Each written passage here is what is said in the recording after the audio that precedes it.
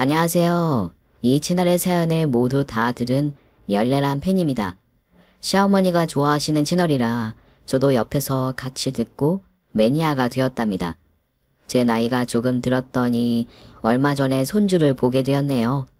얼마 지나지 않은 저의 반전 사연을 써내려가 보겠습니다.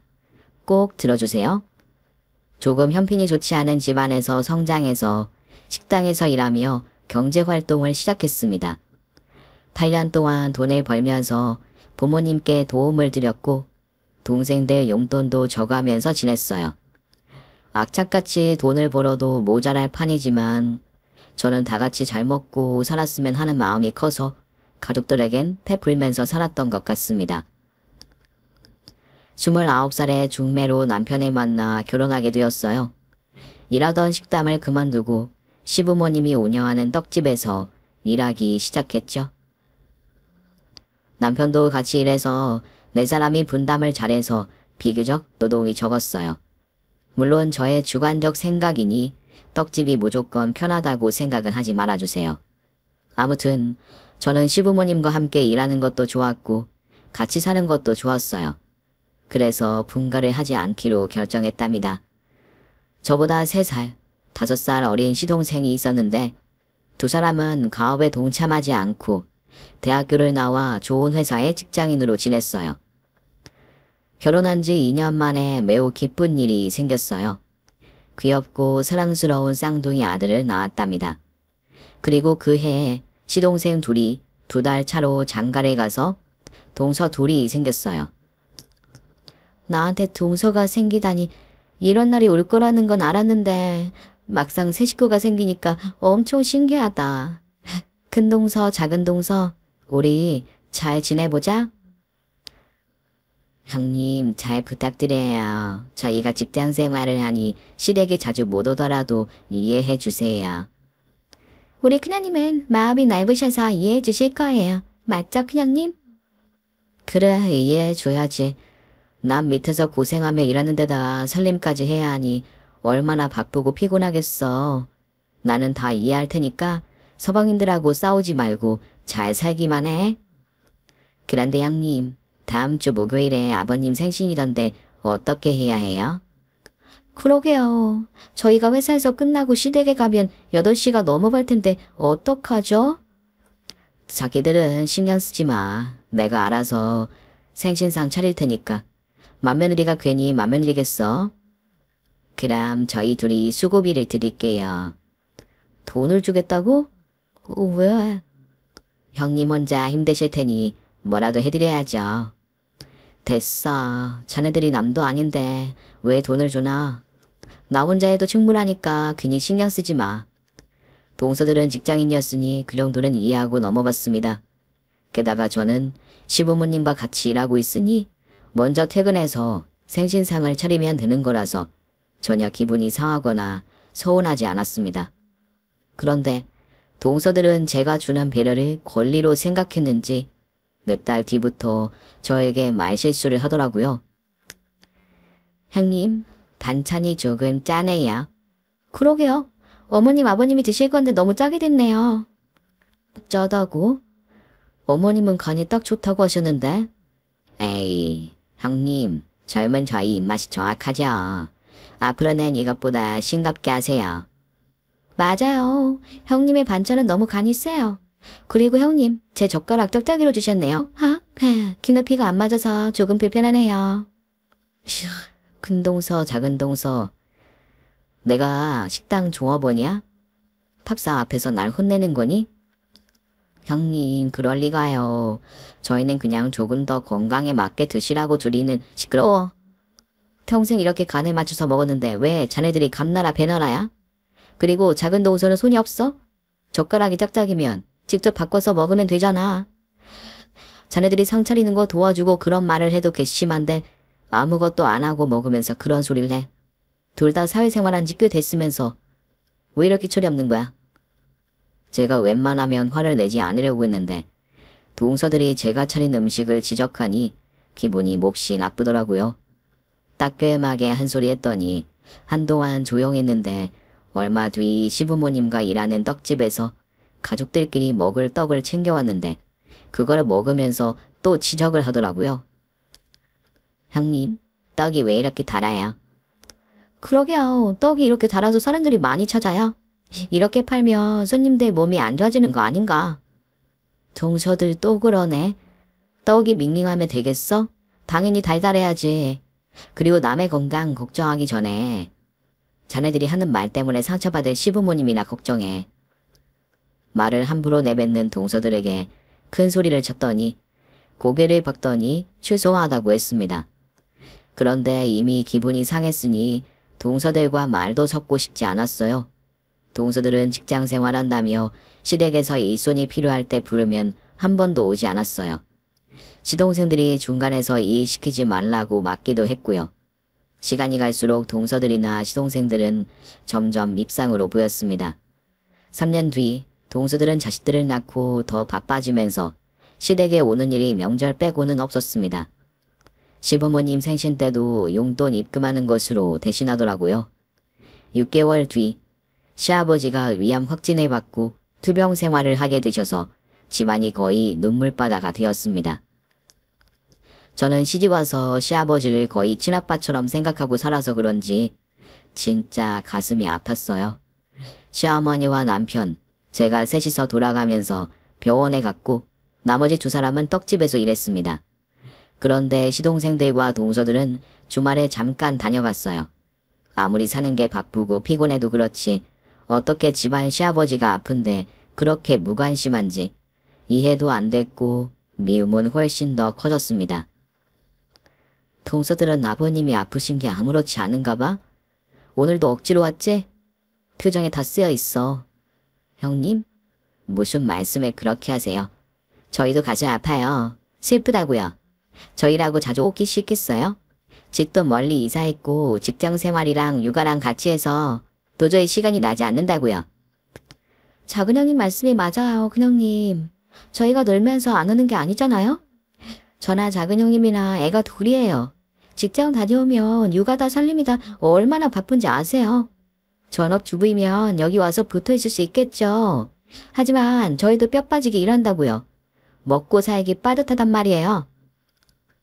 두 동서가 쉬지 않고 변명인지 해명인지 오래도 말하길래 그냥 혼내는 걸 포기했습니다. 저는 기분이 상해서 비꼬듯이 말했습니다. 동서들 아주 잘났네. 그래 알겠어. 내가 괜한 말을 했어. 회사는 안 될 말을 했나봐. 자네들 힘든 걸 헤아려주지 못해서 미안해. 듣지? 그럼 적당히 있다가 차 막히기 전에 돌아가. 형님 너무하시네요. 저희가 알아듣게 설명했는데도 그렇게 말씀하시는 거예요? 동서 한마디만 더 하면 나 폭발할 것 같으니까 입 다무는 게 좋겠어. 난 나가서 바람 쐬고 올 테니까 내가 돌아왔을 때는 동서들이 없기를 바래. 그렇게 말하고 바람을 쐬고 해가 지기 전에 돌아갔더니 진짜로 시동생 부부들은 떠나고 시어머니만 남았습니다. 시아버지는 몇 달 버티시다가 곧 세상을 떠나셨어요. 조문객들은 대부분 시장 상인들이었고 친척 어른들이 오셔서 오랜 시간에 머물렀답니다. 시동생 부부들은 늦게 도착했어요. 형님 늦어서 죄송해요. 차가 많이 막혀서요. 그러게요. 차가 엄청 밀려요. 그래 이해해. 동서들에게 사정이 있었겠지. 형님 화나신 거 아니죠? 화날 이유가 뭐가 있어. 아버님이 돌아가셨는데 내가 자네들을 혼내기라도 하겠어? 같은 서울인데도 거리가 머니까 막힌 거 이해해. 어서 상복으로 갈아입고 와. 네 형님. 그런데 음식을 저희가 서빙해야 하나요? 응? 자네들 힘들면 안 해도 돼. 내가 할 테니까 신경 안 써도 돼. 아니요. 형님 사무실에 말해서 아주머니 불러달라고 하면 될 거예요. 괜히 몸까지 고생하지 마세요 형님. 아 그래? 그런 방법이 있는지 몰랐네. 고마워. 저는 시아버지가 돌아가시자 제가 동서들이나 시동생들에게 안 좋은 소리를 해서 뭐하나 싶었어요. 사람이 언제 세상을 떠날지도 모르는데 미워하고 잔소리를 해서 뭐하나 싶었죠. 장례식은 무사히 잘 치렀어요. 시아버지를 보내고 마음이 무겁고 아팠지만 겨우 잘 버텨냈죠. 그리고 마음에 치유할 시간 없이 바로 떡집에 나가 일을 했습니다. 시아버지가 돌아가신 이후에 장사는 전처럼 잘 되지 않았어요. 그제야 시아버지의 역할이 아주 크다는 걸 깨달았죠. 1년이 지나도 매출이 크게 오르지 않자 남편은 새로운 일을 해야겠다고 떡집에서 나갔습니다. 그이는 자동차 공장을 설치하는 일을 구했어요. 전국의 자동차 공장이 증가하게 되면서 기술을 배워가며 돈을 벌었습니다. 거의 지방에서 일을 했기 때문에 주말에나 집에 올라왔답니다. 세월은 흐르고 흘러 제 쌍둥이 아들들이 군대에 동반 입대하는 날이 왔어요. 엊그제 태어나서 걸음마를 시작한 것 같았는데 세월이 정말 빨리 흘러갔네요. 쌍둥이 아들이 입대하는 군부대에 함께 갔는데 저와 시어머니는 목 놓아 울부짖었습니다. 서우민아, 서우야, 몸 건강하게 잘 다녀와. 절대로 다치면 안 된다. 네, 강아지들. 누가 괴롭히면 이 할머니한테 전화해. 언제든지 달려갈 테니까. 눈물 콧물을 질질 흘리며 아들들과 헤어지는데 남편은 아주 태연했습니다. 여보, 요즘 군대는 캠프야, 캠프. 별로 힘들지도 않을 거니까 그만 좀 울어. 엄마도 그만 우시고요. 무슨 캠프야? 당신은 방위 출신이잖아. 그래도 군부대에서 6개월 근무했어. 어이구, 그것도 군대 생활이라고 아는 척을 하냐? 알았어, 미안해. 그래도 괜찮아. 우리 애들은 씩씩하잖아. 그래도 마음이 편찮아. 옛날에는 왜 귀한 아들들을 강제로 군대로 데려가는 거야? 제가 목소리를 높이자 시어머니도 똑같이 소리를 질렀습니다. 하지만 아들들은 군대에 입대하게 되었고 저희 부부와 시어머니는 말 한마디 없이 집으로 돌아왔어요. 시어머니는 아버님을 잃었을 때보다 훨씬 더 힘들어하셨어요. 아유, 우리 강아지들이 잘 버텨야 할 텐데 마음 같아서 내가 대신 가서 군 생활을 하고 싶네. 저도요, 어머님. 앞으로 2년을 어떻게 기다려요? 아유, 속상해. 아들들을 군대에 보내고 나서 심적으로 굉장히 힘들었는데 얼마 지나지 않아 남편이 해외로 1년 동안 공사를 하러 가게 되었습니다. 여보, 사우디에 자동차 공장 세운다네. 거기 가면 2배 가까이 돈을 더 준다더라. 사우디? 거기 엄청 더운 나라 아니야? 얼마나 가는 건데? 글쎄, 완공까지는 못하고 오더라도 1년 이상은 해야 할 것 같아. 1년? 쌍둥이 아들들도 없어서 허전한데 당신까지 떠난다고? 여보, 우리 아들들이 제대하면 대학 등록금이다 뭐다 해서 돈 많이 들어가잖아. 그리고 애들 장가갈 때까지 많이 모아놔야지. 생각해보니 당신이 가장 고생이 많네. 가장의 어깨가 많이 무거웠겠어. 나는 알만해. 당신이 제일 힘들지. 시집살이를 20년 넘게 하면서 떡집까지 잘 운영하고 있잖아. 그거 아무나 하는 거 아니야. 당신이니까 가능한 거야. 내가 결혼은 기가 막히게 잘했지. 그걸 이제 알았냐? 아무튼 사우디는 꼭 가야 하는 거야? 한국에는 공사가 없어서 해외로 나가야 해.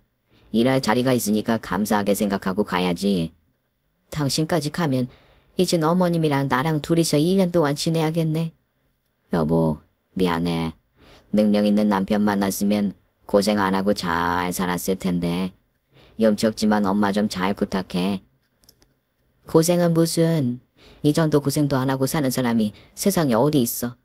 당신 몸 건강하게 잘 다녀와. 힘들면 언제든 돌아오고, 알겠지?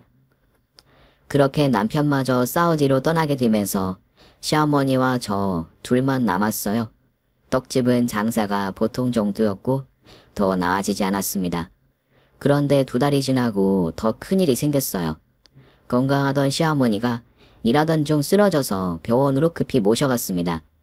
응급실에서 진료를 받고 피검사를 받았는데 반나절 지나고 전문의가 오더니 아무래도 조직검사를 해봐야겠다고 했어요. 그래서 검사를 받고 나서 진료실에 가서 의사 선생님을 만났어요. 어두운 표정을 보고 설마 했는데 시어머니는 위암 4기라고 했습니다. 그 말을 듣고 충격을 받은 저는 그 자리에서 쓰러졌습니다.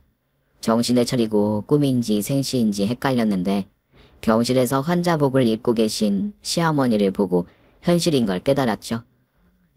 어머님. 시무룩해져 있지 마라. 내 나이가 아파도 이상할 나이가 아니잖니. 어머님 죄송해요. 제가 옆에서 아무것도 모르고 있었어요. 저는 며느리 자격 없습니다. 그게 무슨 소리냐. 너만큼 훌륭한 며느리 있으면 나와보라 해. 난 자식들보다 맏며느리인 네가 제일로 좋다. 시집 와서 고생이란 고생은 다 하고 쌍둥이 아들을 잘 키웠잖니.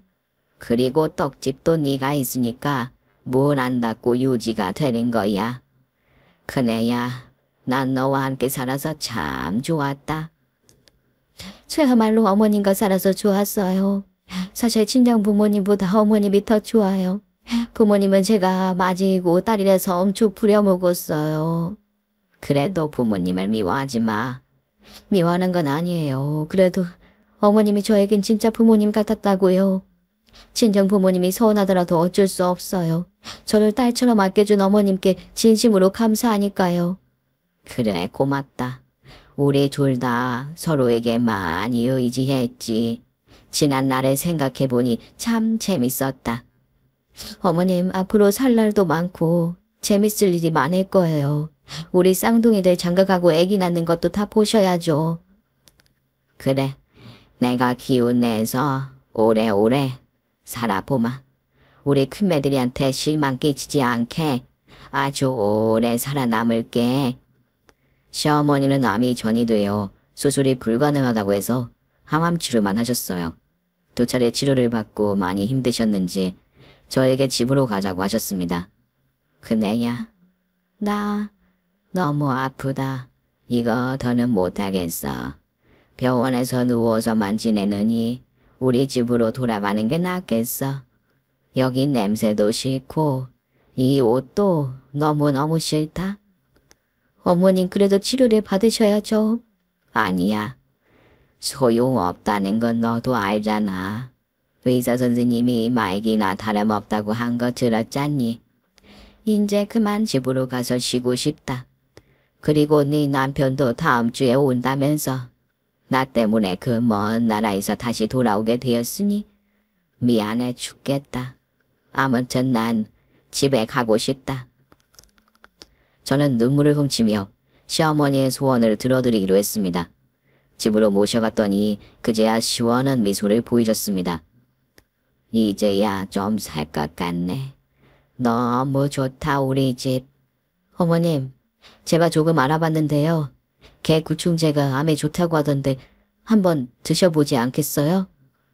그 이야기는 나도 들었다. 옆에 암 환자가 보호자랑 말하는 걸 들었지. 어머님, 병원 약도 드시고 개 구충제도 한번 드셔봐요. 우리 희망을 잃지 말자고요. 텔레비전에 말기 암 환자가 오래 살았다는 다큐멘터리 본 적이 있어요. 의학적으로 이해가 안 되는 일은 분명하게 벌어지고 있다고요. 그래 해보자. 그네 네가 해보자는 건 다 해보마. 나도 더 살고 싶으니 해볼게. 시어머니가 살고자 하는 의지가 강해서 개구충제와 병원 약을 먹으며 큰 기대를 하며 지냈습니다. 그리고 사우디에 나가 있던 남편이 돌아왔어요. 그이는 먼저 시어머니를 보자마자 끌어안고 울었어요. 그이도 저처럼 아무것도 모르고 있어서 죄송하다고 사과드렸어요. 그리고 어떻게든 기적은 일어날 거라며 긍정적인 말을 건넸습니다. 엄마, 다 잘 될 거예요. 하늘이 실수한 것이니까 분명히 건강을 되찾게 될 거예요. 너나 큰애나 희망적인 말을 해주네. 그래 고맙다. 내가 너희 때문에 하루라도 더 살고 싶구나. 남편이 집으로 돌아오니 저의 마음이 한결 편안해졌습니다. 그이나 저나 모든 일을 접은 상태라서 벌이가 없이 집에서 시어머니께 조금이라도 힘이 되어드리려고 노력했습니다. 그리고 시어머니가 집으로 오시고 며칠 뒤 주말에 동서들이 찾아왔습니다. 아버님 좀 괜찮아지셨어요? 지난번 병원에서 봤을 때보다 얼굴이 더 좋아지신 것 같아요. 그러게 어머님 많이 좋아 보이세요. 너희들 왔구나. 바쁜데 뭐하러 왔니? 당연히 와봐야죠. 저희도 어머님 며느리잖아요. 저는 동서들을 보고 말을 아꼈어요. 괜히 입을 열면 실수를 할 것 같아서 잠시 비켜 있었습니다. 그런데 큰동서가 저에게 뭔가를 건네주며 말을 걸었어요. 형님, 이거 받으세요. 고생 많이 하시는데 저희는 할 수 있는 게 없어서 이거라도 드리고 싶어요. 떡집도 문 닫고 했으니 생활비랑 약값으로 쓰세요. 매달 드릴게요. 동서, 장난해? 돈? 자네들은 예나 지금이나 바뀐 게 없네. 나이를 먹어도 똑같아. 돈? 나 거지 아니야. 충분히 생활할 수 있는 돈이 있어. 이거 치우고 자네들이 할 수 있는 일을 해. 시간 나면 어머님한테 얼굴 자주 보여드려. 돈보다 중요한 걸 하란 말이야. 형님, 뭔가 오해하신 모양인데 저희 자주 올 생각이었어요. 그거랑 별개로 드리는 거예요. 됐어. 괜찮으니까 넣어둬. 자네들도 자식이 있으니 애들한테나 써. 형님, 저희가 미우시죠? 그게 무슨 소리야? 내가 동서들을 왜 미워해? 동서, 그냥 조용히 머물다 돌아가. 나한테 잘할 생각하지 말고 어머님이랑 말동무 좀 해드리고 기운 내라고 응원 많이 해드려. 내가 바라는 건 그것뿐이야. 네, 알겠어요. 저희가 생각이 짧았네요. 돈 봉투를 내미는 건 예의가 아니었던 것 같아요. 형님, 죄송합니다. 됐어, 사과는 그만해. 나 피곤하니까 좀 쉴 테니까 나갈 때 깨워줘. 동서들과 시동생들이 오면 자리를 비켜줬습니다. 시어머니가 자주 보지 못하는 자식들이 왔으니 할 말도 많고 얼굴도 많이 보고 싶으실 테니 비켜있는 것이 주선이라고 생각했기 때문이죠. 그런데 시어머니가 꼭 저를 찾으셨어요. 큰애는 어디에 있냐? 큰애야, 너도 같이 이야기하자. 우리 이야기에 네가 빠져서 되겠니? 우리 집안의 중심인 너인 거. 여기 있는 사람들이 모두 산증인이야. 어머님, 저랑 매 수다 떠는데 일주일에 한 번 오는 서방님들이랑 동서들이랑 재밌게 이야기하고 노셔야죠. 제가 뭐라고 집안의 중심이에요. 네가 중심이자 으뜸이지. 난 네 얼굴이 안 보이면 불안하다. 그러니 내 옆에 꼭 붙어 있어라. 네, 어머님이 시키면 다 들어드려야죠. 분위기가 좋아지자 동서들이 농담을 던지더군요. 아버님은 큰형님을 진짜 예뻐하시는 것 같아요. 전부터 부러웠는데 오늘은 특히나 더 부럽네요. 형님, 비법이 뭐예요? 맞아요. 저도 어머님한테 예쁨 받고 싶어요. 큰형님, 저희한테도 비법 좀 알려주세요. 비법? 시집와서 열심히 시집살이야 하고 일하고 애들 잘 키우고 그런 것밖에 없어. 그리고 어머님은 자네들도 예뻐하셔. 항상 자네들 안부를 궁금해하셨다고. 우리 형님은 나이가 들수록 멋있어지는 것 같아요. 형님, 많이 닮고 싶어요. 저도요, 큰형님. 본받고 싶은 게 너무 많아요. 동서들이 저를 띄우자 시동생들도 칭찬을 남발했습니다.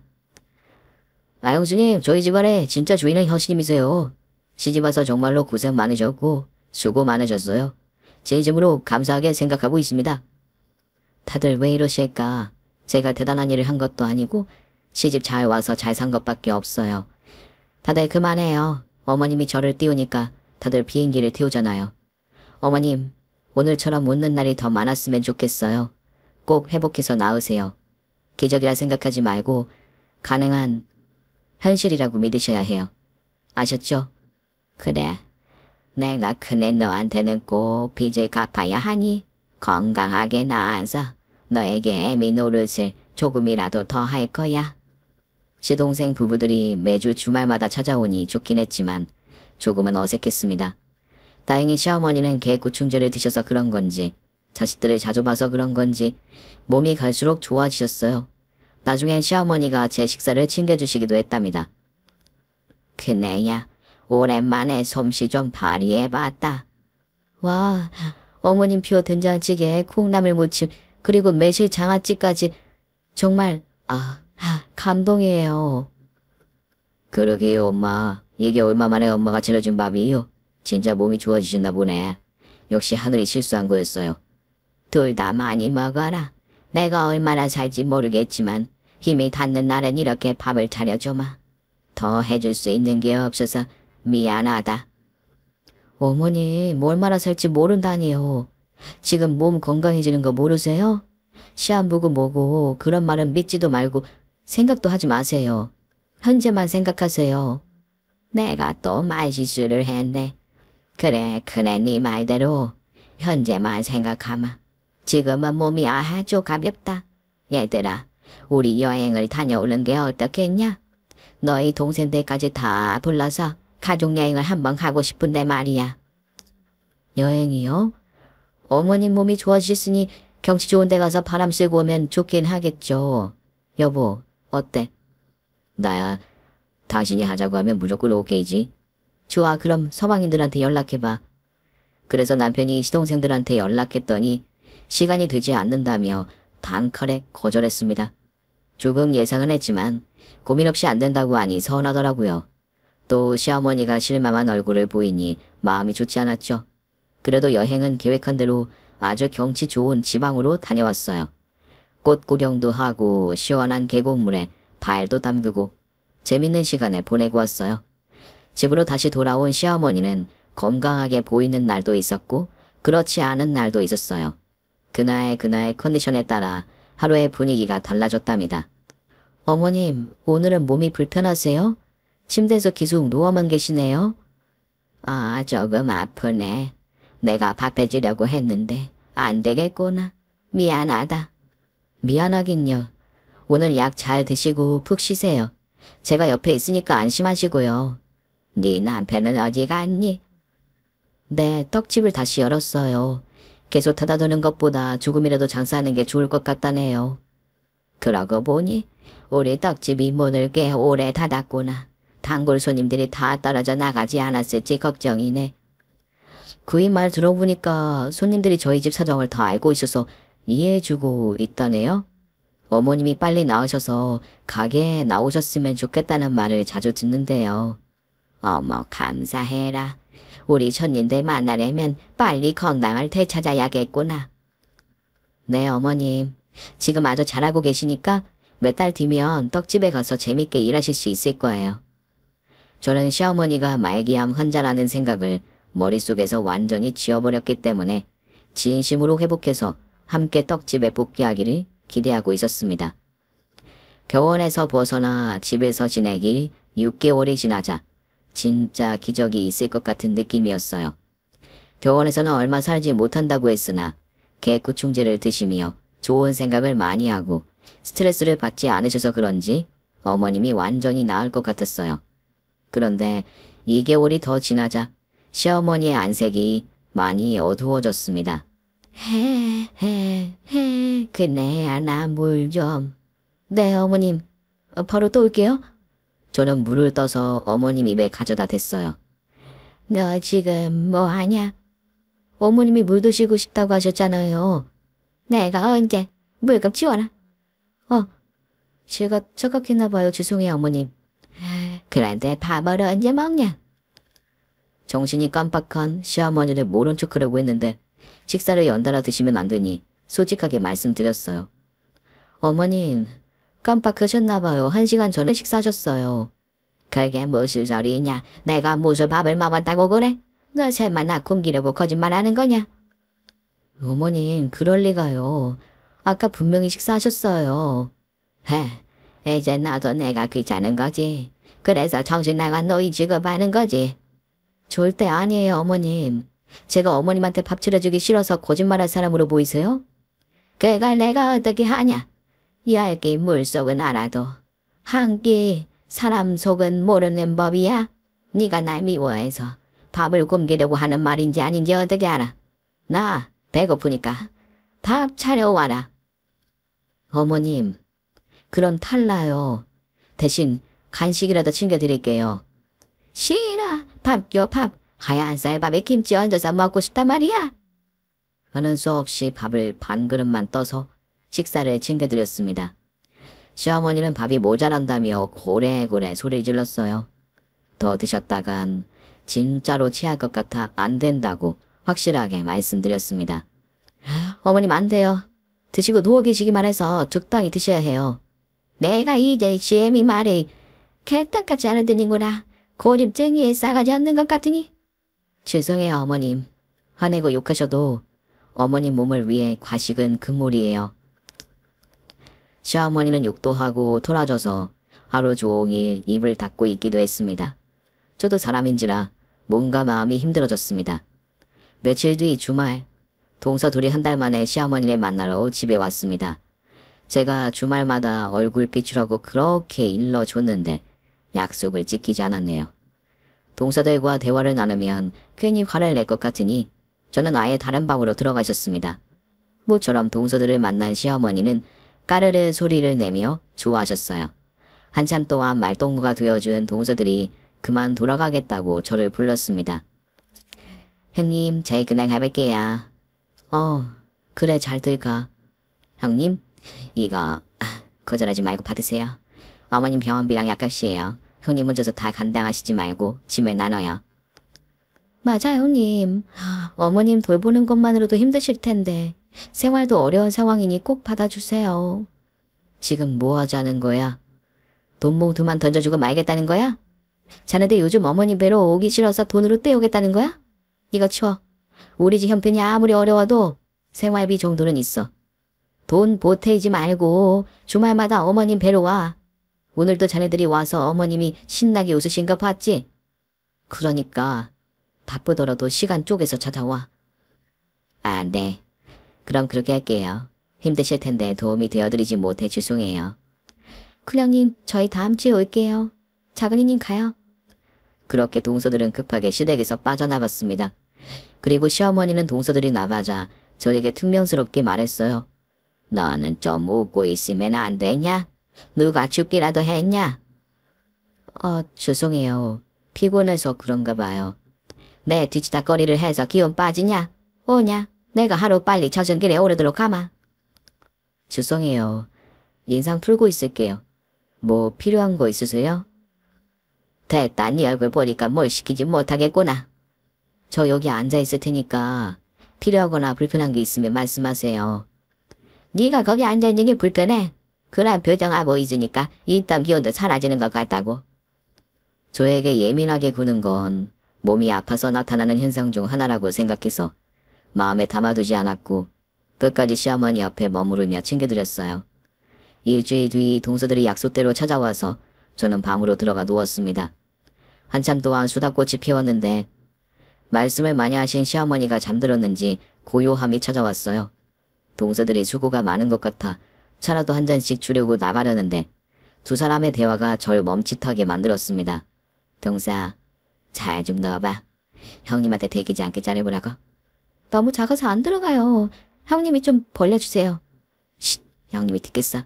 조용히 해. 네네. 쉿, 들키면 큰일이니 조심조심할게요. 다 들어갔네. 휴. 형님, 이게 맞는 걸까요? 이렇게까지 해야 하는 거예요? 이렇게라도 큰형님한테 도움이 되어드려야지. 매주 찾아와서 어머님이 주실 때마다 조심조심 넣어보자고. 네, 형님. 나중에 큰형님이 아시면 놀라시겠죠? 쉿. 우린 아무것도 모르는 거야. 나중에 뭐라고 따지면 잘되자고. 그래야죠. 괜히 걸렸다간 저희 둘 작살날 거예요. 두 동서의 대화를 들어보니 뭔가 수상한 일을 벌이는 것 같았습니다. 대화의 내용을 유추해보니 시어머니에게 뭔가를 하는 것 같았어요. 그날 확실하게 알아듣지 못해서 일단 모른 척하고 돌려보냈습니다. 그리고 일주일 뒤에 두 동서가 또다시 허튼 짓 하는 목소리가 들렸습니다. 아버님 주무신다. 시작하자. 네, 형님. 오늘 가져온 걸 다 넣어보자고요. 조심조심. 어머님 깨시면 충격받으실지도 모르니까 최대한 조용히 은밀하게 하자고. 걱정하지 마세요. 절대 깨지 않으실 거예요. 지난주에도 저희가 몰래 엄청나게 넣었는데도 아무것도 모르셨잖아요. 자, 거의 다 넣었어요. 생각보다 많이 들어가네요. 이러다 털나는 거 아닌지 모르겠어요. 어머님 돌아가시기 전에 걸리면 어떡하죠? 쉿, 목소리 좀 낮춰. 두 동서가 시어머니한테 수상하고 위험한 짓을 하는 걸 확신하게 되어 방문을 열고 나가 시어머니 방에 들어갔어요. 여장님 방에서 쉬시지 뭐하러 오셨어요? 그러게요. 어머님은 방금 잠드셨어요. 저희가 조금 더 있을 테니 더 쉬세요, 큰형님. 니들 뭐 하는 거야? 어머님 입에 뭘 넣은 거냐고. 당장 불어. 에이, 형님, 어머님 입에 뭘 넣었다니 아무것도 넣지 않았어요. 식은 땀 흘리는 거 봐라. 자네들 무슨 짓을 한 거야? 알 것 같다. 주말마다 시댁에 오는 게 싫어서 어머님한테 뭘 먹인 거지. 뭐야? 어떤 나쁜 짓을 한 거야? 형님, 무슨 말씀이에요? 저희가 미쳤다고 그런 짓을 해야? 절대 아니에요. 뭔가 오해하신 거라고요. 내가 두 사람 대화를 다 들었어. 내가 알면 안 되는 짓을 하고 있다는 거 다 들었다고. 당장 고백해. 어머님한테 무슨 짓을 했는지 말하란 말이야. 두 동서가 고개를 숙이고 쉽게 말문을 열지 못하더라고요. 저는 기싸대기라도 갈기려고 한 걸음 앞으로 다가섰습니다. 뺨을 날리려고 하자 시어머니가 눈을 번쩍 뜨시며 저에게 멈추라고 소리쳤어요. 멈춰라, 그네 야오해다 오해. 어머님 주무시는 거 아니었어요? 그게 말이다. 네 동서들이 나 몰래 하는 게 있어서 모른 척하려고 잠자는 척을 했어. 두 사람이 어머님한테 무슨 짓을 한 거죠? 뭐예요? 어머님 입에 뭘 넣었죠? 입에 뭘 넣은 게 아니라, 에휴, 이걸 말해야 하나. 어머님, 동서들이 나쁜 짓을 한 거죠? 말씀하지 않으면 지금 즉시 제 남편이나 서방인데 부를 것이고 경찰도 부를 겁니다. 제가 확실하게 경고하며 겁을 줬더니 동서들은 온몸을 부르르 떨었습니다. 시어머니는 혀를 차며 한숨을 연거푸 쉬더니 저를 빤히 보면서 말했어요. 크네.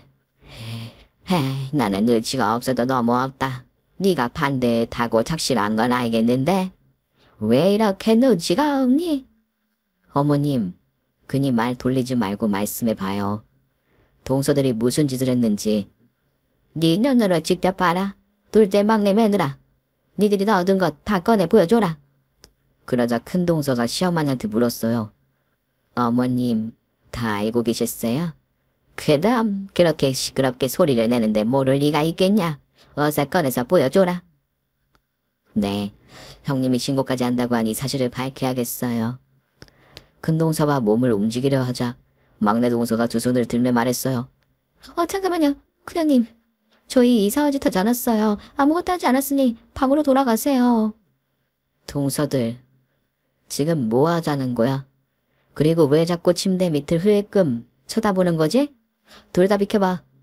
두 동서를 밀어내고 침대 밑으로 손을 뻗어 잡힌 물건을 꺼내보자 너무 놀라서 뒤로 넘어졌습니다. 이게 뭐야? 그게 골드바? 들켜버렸네. 어머님, 우리 망했어요. 큰형님이 다 알아버렸다고요. 이게 다 뭐야? 어머님, 숨겨둔 지상이 있었어요? 그래서 저 몰래 동서들한테 나눠주고 있던 거예요? 아이고, 아직도 눈치를 못 챘네. 이 바보야, 이건 애들이 내 침대에 넣어둔 거야. 이 금괴를요, 왜요? 나중에 내가 저승 가면 내 유산이라고 해서 너한테 물려주게 하려고. 얘네들이 그동안 너한테 미안한 게 많은데다 나 때문에 고생이 이만저만이 아니라서 뭔가를 해주고 싶었대. 네가 돈 모두도 안 받으니 내 유산이라고 거짓말하고 너에게 주려고 했단 말이야. 어머님, 그럼 뭘 넣는다는 게 이 금괴였고 나중에 어머님이 돌아가시면 제가 받으려고 이런 짓을 했다는 거예요. 그렇단다. 얘네들이 이렇게 속이 깊다. 동수들 이게 뭐하는 짓이야. 자네들 돈이 넘쳐나. 왜 나한테 이렇게나 많은 걸 주려고 했어? 형님, 저희가 시집와서 제대로 한 게 아무것도 없잖아요. 바쁘다는 핑계로 시댁에도 거의 오지 못하고 온다고 해도 제대로 일을 한 것도 아니잖아요. 그동안 형님한테 주소한 것도 많았고 마음에 빚이 있어서 이렇게나마 선물을 드리고 싶었어요. 큰형님, 저희는 진심으로 큰형님을 존경해요. 이건 진짜 순수한 마음으로 드리려고 한 거예요. 두 동서가 한참 동안 설명을 했는데 그 마음이 귀엽고 예쁘더군요. 저는 풍선 바람 빠지듯이 피식 웃으며 말했어요. 나 참 살다 금괴를 다 받아보네. 으이구 이 사람들아. 아무리 그래도 시어머니가 물려주는 유산으로 속여서 나한테 이 큰 재산을 주려고 했어? 자네들은 집에 돈이 넘쳐나나? 그건 아니지만 나누고 싶었어요. 맞아요. 큰형님이랑 나누고 싶었어요. 저희 이 금괴 어디서 훔치거나 얻어온 거 아니고 저희가 뼈 빠지게 일해서 모은 돈의 일부, 아니 조금 많이 써서 마련한 거예요. 형님 이왕 이렇게 걸린 거 지금 드릴게요. 어머님 유산으로 전달하는 거 실패했으니 저희가 직접 드릴게요. 우리 그녀는 좋겠다. 아이고, 내가 이걸 어떻게 받아. 나 방금 전까지 두 사람을 의심했어. 어머님한테 허튼 짓을 하는 줄 알았다고. 저희가 그동안 믿음직하지 못했으니 그럴 만도 하죠. 저희는 다 이해합니다. 맞아요. 작은 형님이랑 저랑 그동안 요리조리 빠져나가면서 시댁에 와서 뭘 제대로 해드린 적이 없어요. 네, 큰형님 혼자서 고생을 떠안았죠. 저희도 자식 낳고 살아보니 철도 들었고 형님이 고생하는 걸 너무 잘 알게 되어서 이렇게 보답을 드리고 싶었어요. 동서들은 저에게 금괴를 꼭 받아달라고 하더군요. 이에 저는 손사래를 치며 대답했습니다. 자네들이 고생해서 번 돈을 나한테 가져다 바친다고? 이건 말도 안 돼. 형님, 저희 돈 잘 벌어요. 전 재산을 드리는 것도 아니고 일부예요. 큰형님 받아주세요. 그리고 저희가 그동안 드리지 못한 이야기를 좀 전해드릴게요. 큰형님은 저희가 대기업에서 얼마나 많이 굴은지 잘 모르시죠? 주말에도 불려나가서 일하고 집이 와서는 살림이 다 뭐다 해서 쉴 틈이 없었어요. 핑계를 대고 시댁에 뜸하게 온 게 아니라 진짜 몸이 바빠서 못 왔던 거예요. 물론 민기적거리면서 쉬고 싶어 안 온 날도 더러 있긴 하지만요. 그래, 내가 미안해. 속 좁게 굴어서 미안해. 그러니까 이 금괴는 어서 자네들 가방에 넣어. 형님, 끝까지 성의를 무시하는 것도 예의가 아니에요. 저희가 드리는 돈 봉투를 단 한 번도 받지 않으신 거 알죠? 저희가 속으로 얼마나 서운했는 줄 아세요? 그거야 자네들이 어머님을 한 번이라도 더 뵈러 오길 바라서 그런 거지. 아니다. 속으로는 자네들이 마음에 들지 않아서 거절한 것도 있네. 내가 속이 좁긴 좁은가 봐. 그걸 이제 아셨어요? 그러니 그 좁은 속을 넓혀서 이 금괴를 선물로 받아주세요. 저는 몸둘 바를 몰라 고개를 이리저리 돌렸습니다. 그러자 시어머니가 까르르 웃으시며 말씀하셨습니다. 아이고, 우리 며느리들이 이렇게나 착해. 다들 보기 좋다. 너무너무 보기 좋아. 큰애는 말할 필요 없이 감사한 사람이고 둘째 막내 며느리도 속이 따뜻한 게 참으로 착하다. 내가 없어도 서로들 싸우지 않고 계속 웃으면서 왕래할 수 있을 것 같구나. 내가 이젠 여한이 없다. 너희들도 이런 모습을 보여주니 아주 행복하구나. 시어머니가 흐뭇해하시며 말씀하길래 저는 괜히 말을 돌렸어요. 어머님, 여한이 없다뇨. 아직 제 아들들이 군대에서 전역하는 것도 보지 못하셨고 애들 장가가는 것도 보셔야죠. 괜히 여한이 없다 이런 말씀 하지 마세요. 제 말에 이어 큰동서가 말했습니다. 아버님, 저희 딸이 시집가는 것도 보셔야죠. 아직 중학생이지만 시간 금방 갑니다. 그때까지 오래오래 건강하셔야죠. 큰동서 말에 이어 막내동서가 말했어요. 제 아들도요. 아직 초등학생이지만 금세 자라서 대학도 가고 군대도 갈 거라고요. 어머님, 저희 아들 입대할 때 같이 가셔야죠. 큰형님만 우대해 주시면 안 됩니다. 그래, 니들이 원하는 거 다 들어줘마. 내가 기운 차려서 얼른 이 암과의 싸움에서 이겨보마. 저희는 만개한 꽃처럼 웃으며 종일 기분 좋은 대화를 주고받았습니다. 금괴는 어떻게 해야 할지 결론이 나지 않아 일단 시어머니 침대 밑에 넣어두었답니다. 일주일 뒤 시어머니가 기분이 좋다며 제 남편에게 떡집을 쉬라고 했고 시동생 부부들과 손주들까지 다 데려오라고 했어요.